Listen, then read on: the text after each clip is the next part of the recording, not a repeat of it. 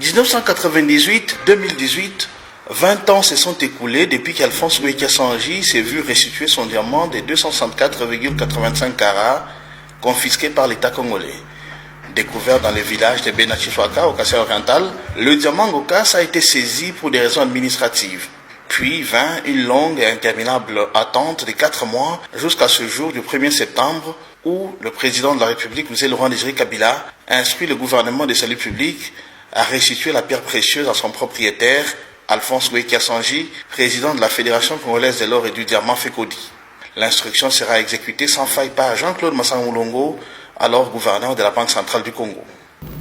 J'ai reçu mandat du chef de l'État de restituer le diamant de 265,85 carats à M. Ngoy Kassangi, président de la FECODI.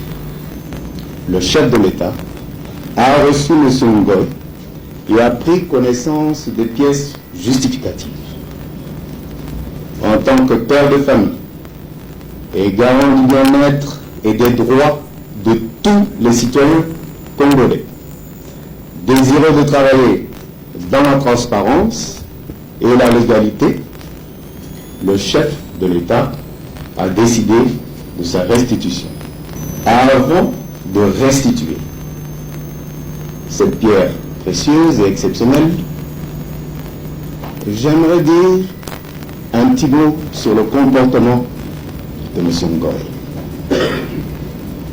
M. Ngoy a montré qu'il était un patriote. M.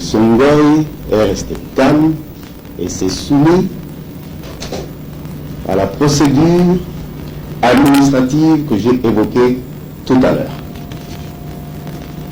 Je lui recommande de passer par le circuit officiel pour la vente de ce joyau et d'en tirer le juste prix et qu'il s'acquitte de ses obligations légales envers l'État inhérentes à la transaction qu'il aura à faire.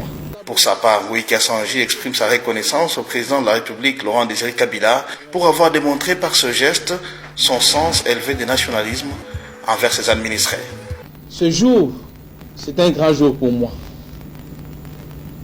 Je suis très émotionnel. Je manque des mots pour exprimer les sentiments qui m'animent en ce moment. Le chef de l'État vient de montrer par ce geste son amour, son sens élevé de patriotisme et de nationalisme envers ses fils, pour garantir les biens des personnes.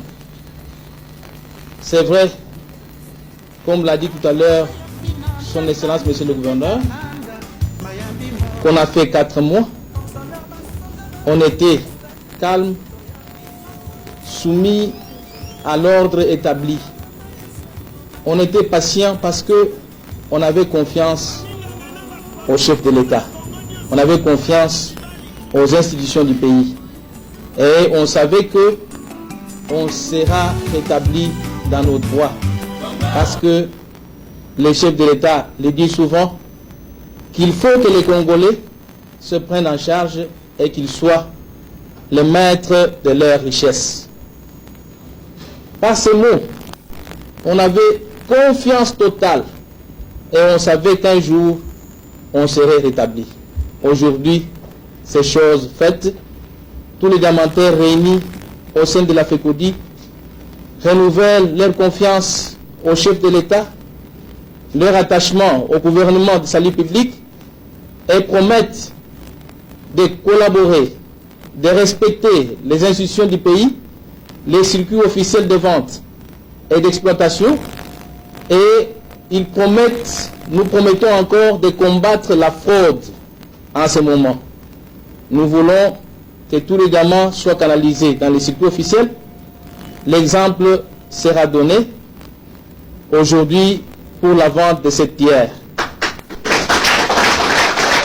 Cette cérémonie s'était déroulée au siège de la Banque centrale du Congo à Kinshasa. À la presse, Ngoïkia Sanji, actuellement gouverneur de la province du Kassai-Oriental, avait promis de combattre la fraude dans le secteur du diamant.